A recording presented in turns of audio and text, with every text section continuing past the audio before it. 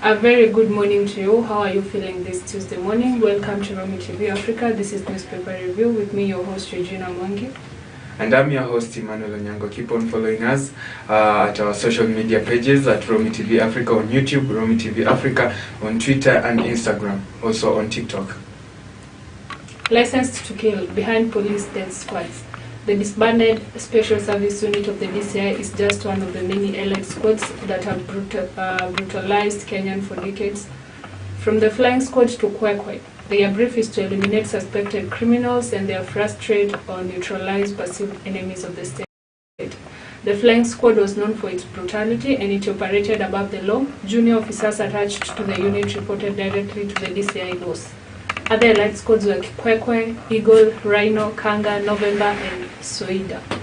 They were set up to stop carjacking, bank robberies, muggings, and burglary. Raila calls for MP Waluke's release. Azimio leader Raila Odinga has called for the release of Sirisia MP John Waluke on bond, as well as demanding the case to be dismissed. He added that the Kenya Kwanza leaders who are facing court cases have been given a chance to vacate their charges, and that Azimio leaders should be given the same opportunity. Mr. Waluke is currently serving 67-year jail term after he was convicted of defrauding the National Cereal and Produce Board (NCPB) of 280. We saw that the disbanded Special Service Unit of the DCI is just one of the many allied squads, that have brutalized Kenya for decades. So I'm wondering, these DCI squads, they are there, and there are many. Actually, they have been mentioned. We have Kwekwe, we have Eagle, we have Rhino, we have Kanga, we have November, and we have Soija. These are squads that are supposed to make sure that the security of Kenya is intact. They're the security measures that are supposed to, protect Kenyans from any kind of harms. But every day we are seeing cases of insecurity that are happening. We are seeing, harsh cases. We are seeing very, very, insecurity cases that are happening each and every day. People being killed, people being abducted, people being thrown in rivers. Do you think these DCI squads are squads that are there just for the name or for the sake or for the position, or do you think they are practically doing their job? I don't think they are practically doing their job because you can say that even just when you come to our daily lives, we see that most people just bring up some groups just to make a name and not even maybe to help the people they want to help. For example, now when we say that the DCI created some groups,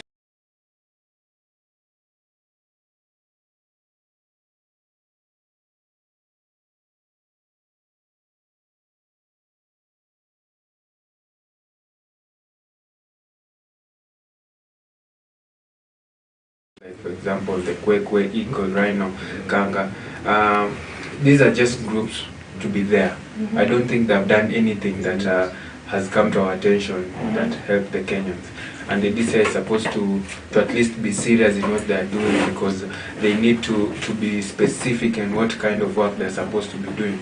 Because you see that these special service units have not helped at all. They have been in cases, and they have cases in court at the moment being said that they have taken people in captive, they have been killing people. So I don't think these squads are meant are there to help anyone. True. Okay, now on the next story about Raila, we have seen the Azimio la Umoja One coalition flag bearer, Mr. Raila Odinga, is calling for the release of Sirisia MP John Waluke on bond, who was currently serving a 67-year jail term after he was convicted of defrauding the National Cereals and Produce Board (NCPB) of 297 million. He was an MP, and like Kenya, unlike now Kenya, the way we know, MPs and these politicians and these big people, they are mostly, we find that they are not convicted. Mostly we find they commit cases, they commit crimes, but they later on come and they're released because they have money or because maybe they have a position. But we have seen Mr. Waluke have been serving a 67-year jail term, of which is not even close to finishing the jail term, and now Mr. Raila is calling for his release. The problem is why why Raila Amolo Odinga is calling for his release is because the more he stays in jail, he's not going to be a leader anymore. And that's what the constitution says. He's not going to come back to the government. And even when he finishes the 67 years in jail, when he comes back to vie for a certain position, he might not even get it anymore. True. And I don't think even the age will allow when he is at that position, that time. So when he is asking for the opportunity, it means that Mr. Raila Amolo Odinga is seeing what John Waluke can do. That's why he just wants him to be released on bond. But the issue here is we don't have to release him on bond because you see that many of the politicians have cases. So this serves like justice, for example, because when you release him on jail, it will be seen as there are some people who are left there. They have been serving their years. Why can't they even be released also? Because not only because this guy is a well-known person should be released.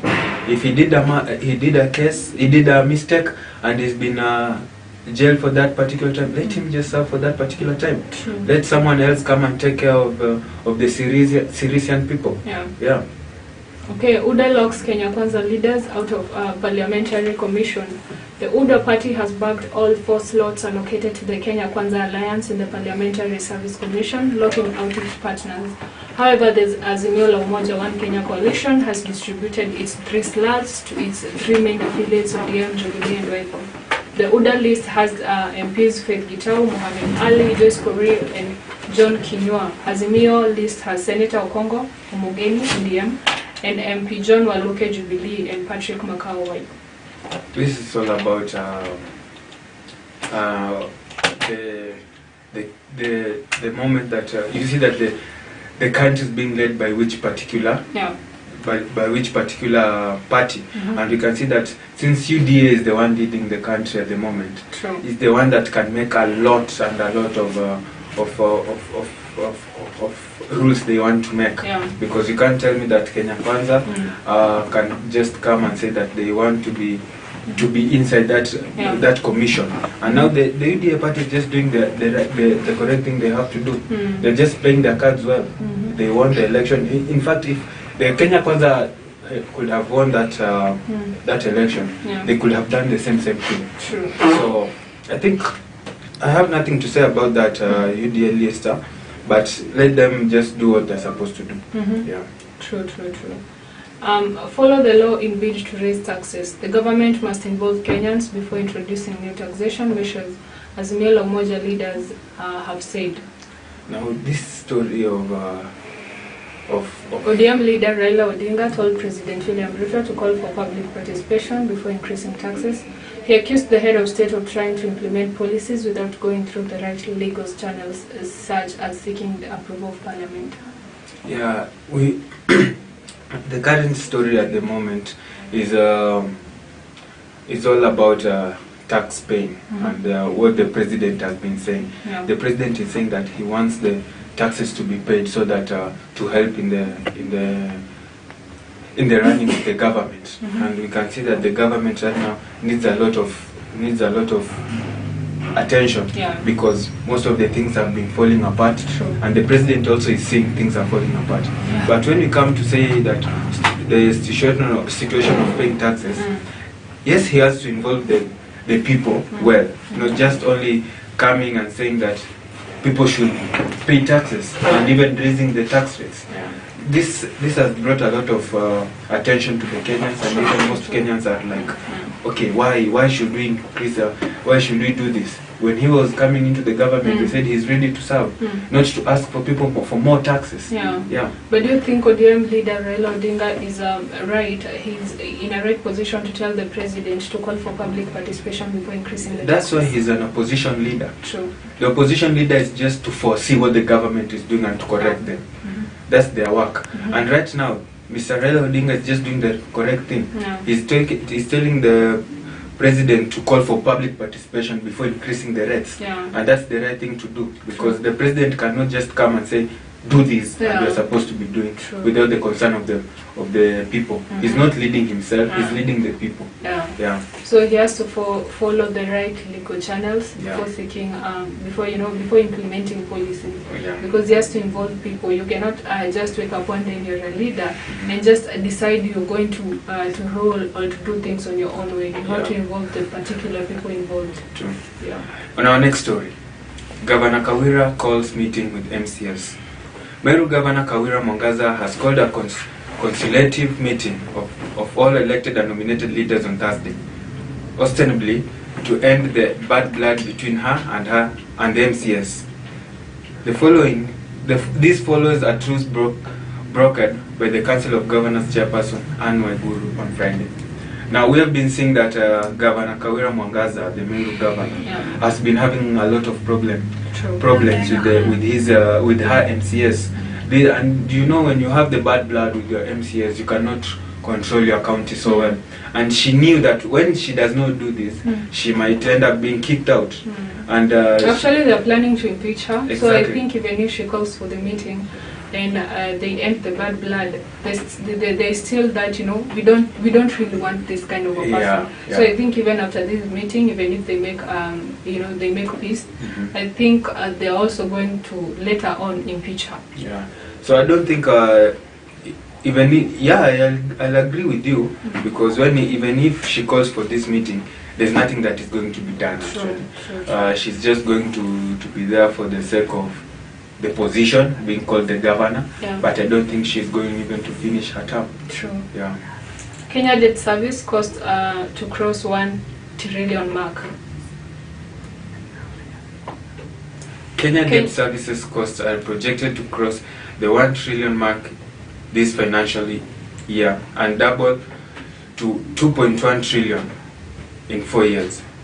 Projections by the National Treasury showed underlining the growing burden of the budget.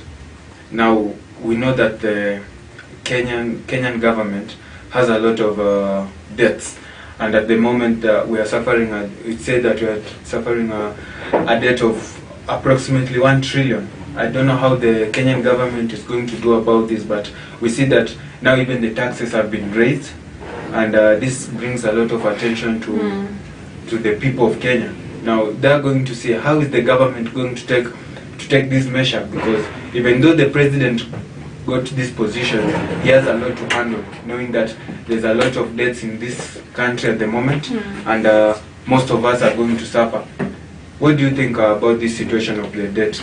First, my question is, because they're saying it's going to cross the 1 trillion mark this year and double to 2.1 trillion in 4 years, it only means they have plans to borrow again.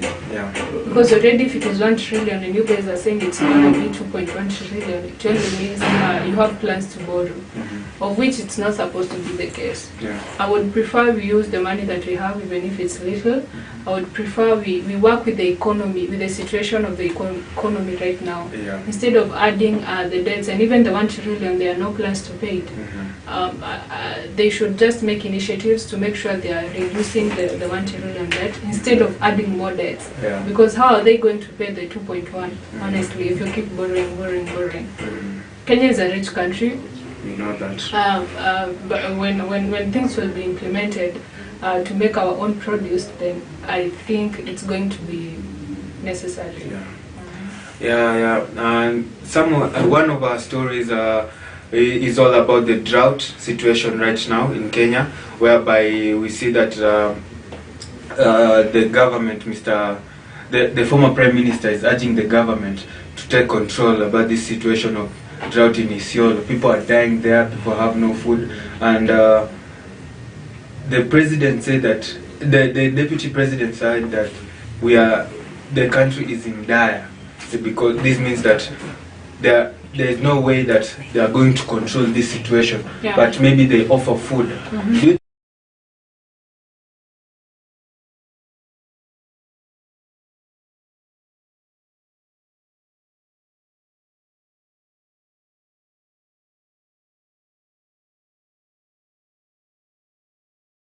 I think that the government has a lot to do when it comes to consider the situation in of drought in those Isiolo parts, Turkana parts.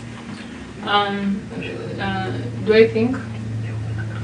Do you think that the government has a lot of work when it comes to controlling the situation of starvation in those northeastern parts? Honestly, the government has a lot of work. A lot. Yeah. Because we cannot be having counties like Nyeri, in that Kenya region, suffering drought.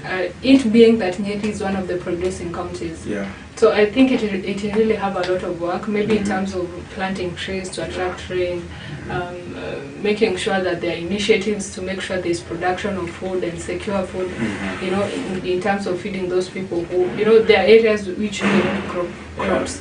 So you have to check how these people are going to be fed, how they are going to have food security. The government has a lot of work, honestly. They have no time to rest, they have no time for propaganda, and the promises they made to Kenyans must be kept. Yeah. And we also saw that the president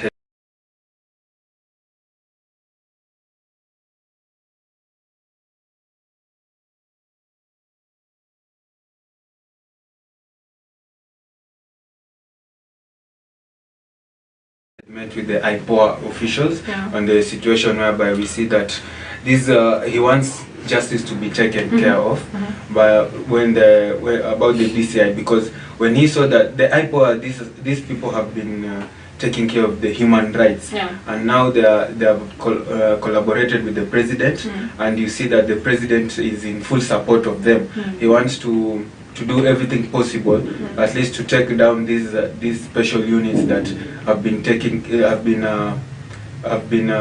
the innocent people with no reason. True. So, at the moment, do you believe that the president so far is taking care of the human rights by engaging himself with the IPOA? I can say he's taking care of the people, but he's on the lane of taking care of them, because even if he's creating these initiatives, we have not yet seen, the solution to the problem you already have. So I think he's on that lane, and I pray that and wish and hope that being on that lane, he will finish the lane of helping the people. Yeah, my dear viewer, there you had it. This was the morning newspaper review with the news briefing. Today we had not much to talk about, but we hope that you stay in touch with us, follow us on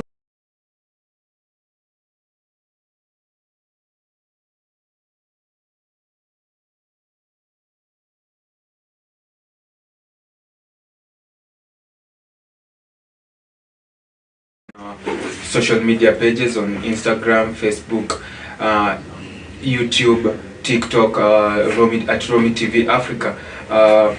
That was our time. I was Emmanuel Onyango. I was Regina Mwangi. See you tomorrow, same place, same time. Have a blessed day.